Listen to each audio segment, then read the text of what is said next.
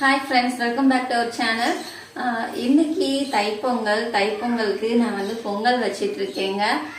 இன்னைக்கு அரிசி கழுவி அந்த தண்ணியை ஊதுல ஊற்றி பால் ஊற்றி வச்சிருக்கிறேன். அது பொங்கினதுக்கு அப்புறம் நம்ம பொங்கலுக்கு அரிசி போடுவோம். ஸோ இன்னைக்கு தைப்பொங்கல்னால எல்லாருக்கும் தைப்பொங்கல் கொண்டாடுற எல்லா உலக தமிழர்களுக்கும் தைப்பொங்கல் திருநாள் நல்வாழ்த்துக்கள். அப்புறம் பொங்கலுக்கு நான் என்ன எடுத்து வச்சிருக்கேன்னா அரிசி, அப்புறம் முந்திரி பருப்பு, திராட்சை, அப்புறம் கற்கண்டு எடுத்து வச்சிருக்கிறேன். ஸோ இதை வச்சு இன்னைக்கு நான் பொங்கல் வச்சு சாமி கும்பிட போறேன். பால் பொங்கட்டும், பொங்கல் அரிசி போடலாம். எந்த பக்கம் பொங்குதுன்னு பார்ப்போம்.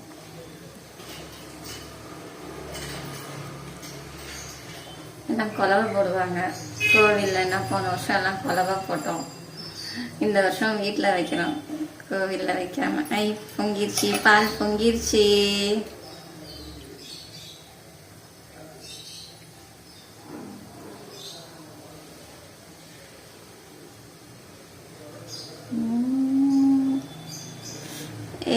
கிழக்கு பார்த்து பொங்கிருச்சு.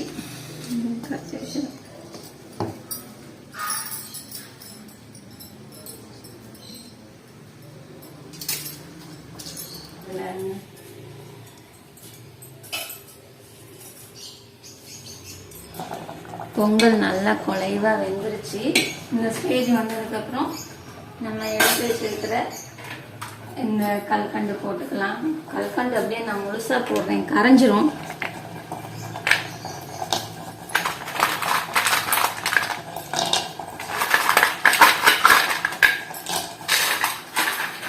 நம்ம வெல்லம் போட்டு செய்யறதை விட கல்கண்டு போட்டு செய்யும்போது டேஸ்ட் ரொம்ப நல்லா இருக்குங்க.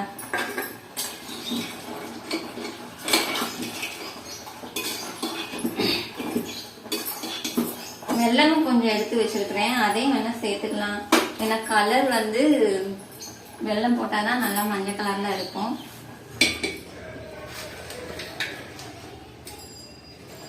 கொஞ்சம் வெல்லம் எடுத்து வச்சிருக்கிறேன், இதையும் சேர்த்துக்கலாம்.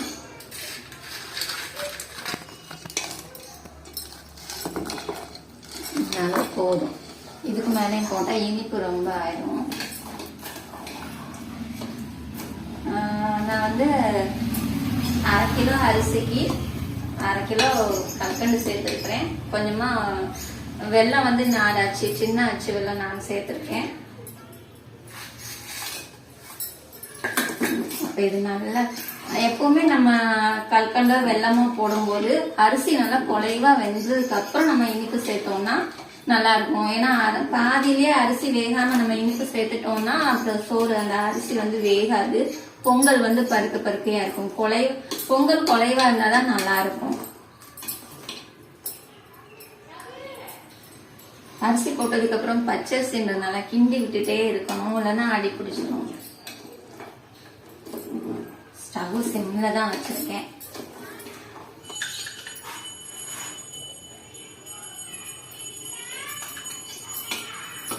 ஒரு 3 ஸ்பூன் அளவுக்கு நெய் சேர்த்துருக்கேங்க. இதுல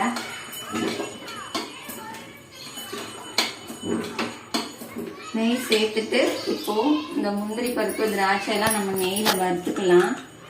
இதுக்கு ஒரு 2 ஸ்பூன் நெய் சேர்த்துக்கிறேன்.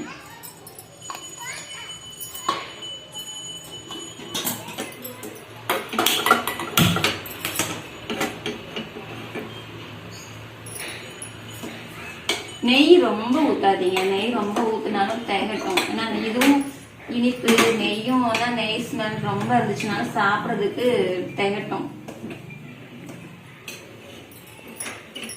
நெய் சூடாயிடுச்சு. முந்திரி பருப்பு, திராட்சை போட்டுக்கலாம்.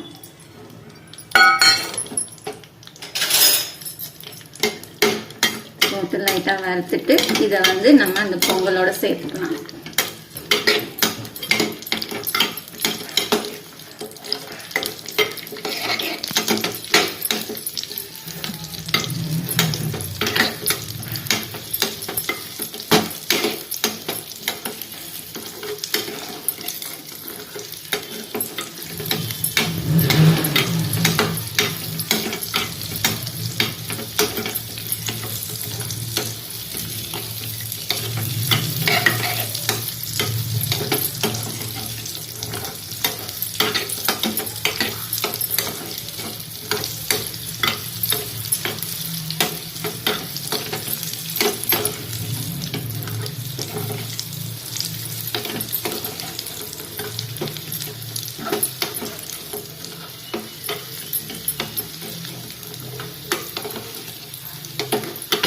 இந்த அளவுக்கு வறுபட்டால் போதுங்க. நல்லா அந்த முந்திரி பருப்பெல்லாம் பாருங்க, முந்திரி பருப்பு இந்த திராட்சை எல்லாம் நல்லா இந்த மாதிரி பபிள்ஸ் மாதிரி வரணும். வந்தவுடனே நம்ம ஸ்டவ் ஆஃப் பண்ணிட்டு இதை வந்து நம்ம இந்த பொங்கலோட சேர்த்துக்கலாம்.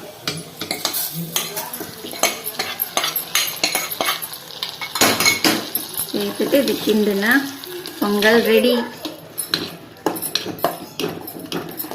போட்ட கற்கண்டு வெல்லம் எல்லாம் நல்லா கரைஞ்சிருச்சு. ஃபைனலாக ஏலக்காய் பொடி இதையும் சேர்த்துக்கலாம். சேர்த்துட்டு இதையும் நல்லா கிண்டி விட்டுக்கலாம். வீட்டிலேயே மிக்சியில் அரைச்ச ஏலக்காய் பொடிங்க, நல்லா கம கமன்னு இருக்கும்.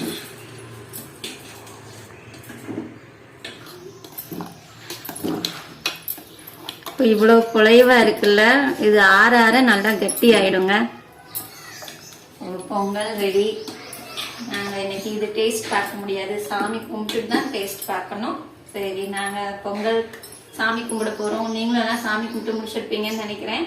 மறுபடியும் எல்லாருக்கும் இனிய பொங்கல் நல்வாழ்த்துக்கள். மறுபடியும் அடுத்த வீடியோவில் பார்க்கலாம்.